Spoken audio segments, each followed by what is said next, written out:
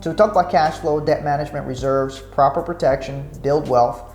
Last building block is build legacy. Build legacy is having the right legal structures and right legal documents in place so that everything can go to who you want it to go to. So there's 4 key documents everybody needs to have. Number 1 is a will. You need to have a will. You should have a trust, a financial power of attorney, and something called a healthcare directive or an advance directive. So a will says, hey, my property, my kids, here's who I want them to go to. Here's who I want to take care of these things should anything happen to me. This is what I will to happen. I want this to happen. So I put that in my will. A trust is a legal structure or a legal arrangement in which can be for the benefit of someone else. So if I have minor children and I have a lot of assets, I may want to put the assets into a trust and then name somebody who will execute my wishes to take care of my minor children. So that because my minor children cannot inherit money, we have a 15-year-old son, he cannot inherit millions of dollars of life insurance. They're not going to give a check to a 15-year-old, okay?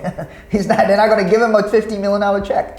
So you gotta leave it in a trust so that somebody can execute on that. And a trust keeps your stuff private so that it doesn't get all in the court process. You know, it goes as a private thing, it goes to whoever you wanted to go to, and it bypasses the entire court probate process that some people go through if they don't have a trust. Financial power of attorney is, if I'm in a coma, who's gonna act on my behalf financially? Let's say I have to make a financial decision. If somebody doesn't have a piece of paper saying they can act on my behalf financially, they will not be able to. No financial institution will allow them to do that. It doesn't matter who they are. If they're not on that account and they don't have the rights to act on my behalf, they won't get access to that particular account. So very important. Healthcare directive. Who do I want to make my healthcare decisions if anything were to happen to me? Right? If I'm in a coma, do I want Chelsea to pull the plug or not pull the plug? Right? You won't let me. So I got my wishes. I tried. She wanted to pull the plug on me. I'm like, no, man. Maybe there's some hope.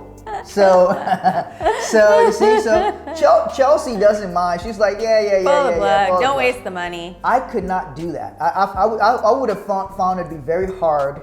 That's why I got more life insurance. I'm like, shit, if I'm in a coma, tap into the life insurance money and keep me around a little bit longer. Maybe I'm like fighting to find my way back. I don't know. Shit, don't just yank the thing. So Chelsea's like, yeah, pull the plug. I'm around. If I'm out, I'm out. So anyway, that's part of that. So we laugh and joke about it, but we actually have it written down in our wishes as to what we want somebody to do should that happen. If you would like a strategy call where we talk to you about these areas, it's all free. There's no obligations, but we go through and see what you're doing in each area and help you have the tools so that you can strengthen your financial house in any area you're trying to strengthen them in.